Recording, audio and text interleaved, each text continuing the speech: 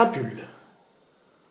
Le jeu familial où il faut être le plus riche sans être le plus mort, de 2 à 6 joueurs, à partir de 10 ans, moins pour les habitués, pour une durée de 30 minutes. Le matériel de Crapule.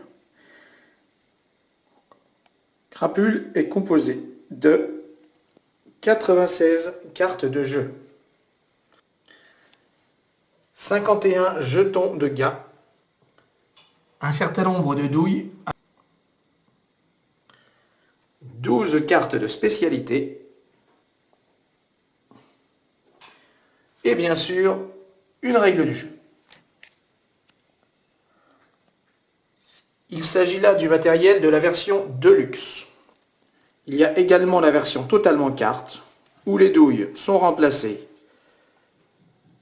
par des cartes douilles et les jetons par des cartes jetons. Le but est d'être le plus riche à condition de ne pas être le plus mort. Donc pour cela, il va falloir faire un nombre de coups les plus lucratifs possibles, tout en essayant de rejeter la faute sur les autres pour que ce soit eux qui payent à notre place.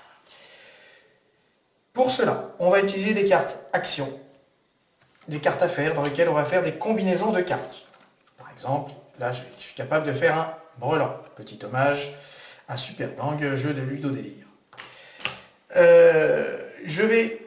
Les coups vont me permettre d'avoir des gains. Selon la difficulté du coup, je vais avoir des gains plus ou moins élevés. Je peux aller jusqu'à 20 briques dans le meilleur des cas et 2 briques dans le pire. Et enfin, quand certaines actions se déroulent, quand le parrain arrive par exemple, certaines personnes vont recevoir des douilles. Certaines actions vont donner des douilles automatiquement, quelle que soit la situation, quand d'autres, on va pouvoir payer pour éviter les mauvais coups. Exemple d'une situation de jeu. À son tour, un joueur pioche 2 cartes. Il ajoute ça à sa main et regarde s'il peut faire un coup. Un coup est une combinaison de cartes. Dans cet exemple, le joueur a une suite de 5 cartes. 2, 3, 4, 5, 6.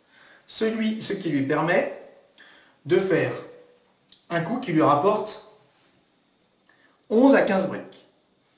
Ce coup-là est dû, il le gagne. Deuxièmement, il doit choisir.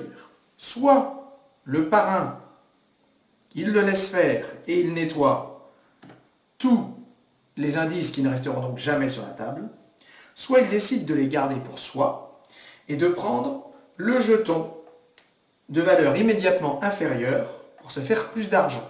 Dans ce cas-là, tous les indices restent sur la table car ils n'ont pas été nettoyés par le parrain. Dans l'exemple, il y a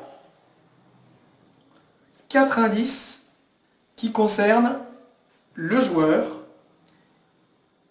qui a posé cette combinaison. Il décide donc qu'il n'a pas d'intérêt à prendre de risques, à multiplier les indices qui pourraient l'incriminer plus tard et lui faire payer cher ou lui faire très mal.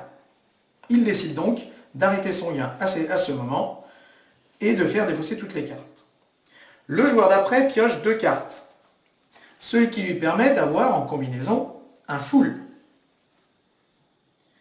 Il décide donc, il gagne immédiatement le jeton de la valeur du full et il décide, lui, de prendre le jeton de valeur inférieure pour avoir plus d'argent et il va donc distribuer les indices à toutes les personnes, tous les joueurs concernés.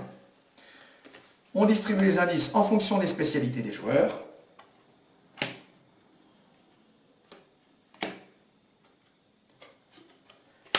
L'empreinte digitale est un joker qui remplace une carte de n'importe quelle valeur, seulement on ne peut pas l'incriminer aux autres. Et donc on est obligé de la mettre sur la spécialité de son choix, qui nous appartient évidemment.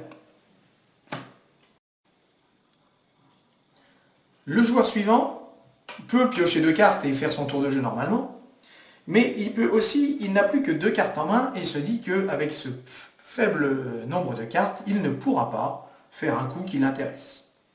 Donc il décide de se mettre au vert. Se mettre au vert, c'est mettre sa main à 6 cartes et passer entièrement son tour. Le dernier joueur pioche 2 cartes et décide de jouer une carte action. il y a plusieurs types de cartes actions. Il y a les cartes actions. Il y a 3 types de cartes actions qui douillent, c'est-à-dire qui distribuent les douilles, et 2 types de cartes actions qui ne douillent pas. La première carte action est le parrain. Le parrain va faire le tour de la ville et va regarder tous les indices qui sont présents. Ce sont forcément des indices pour lesquels il n'a pas reçu sa part. Donc, il va la réclamer au moment où il est joué.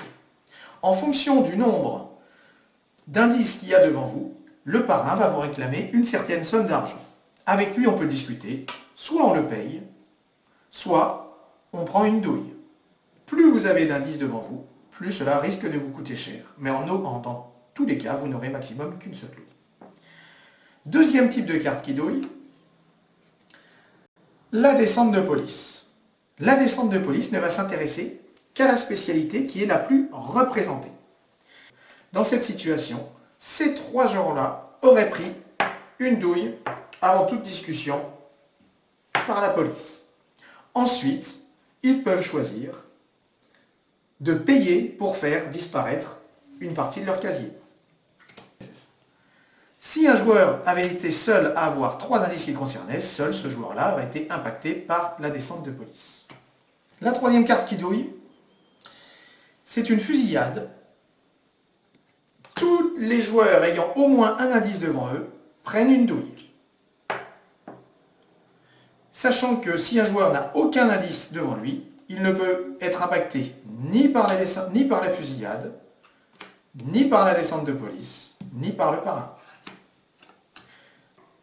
Il y a 2 autres cartes actions qui, une permet de voler des cartes à un autre joueur et l'autre de faire défausser des cartes aux autres joueurs par une délation vile et fourbe envers vos petits copains du milieu.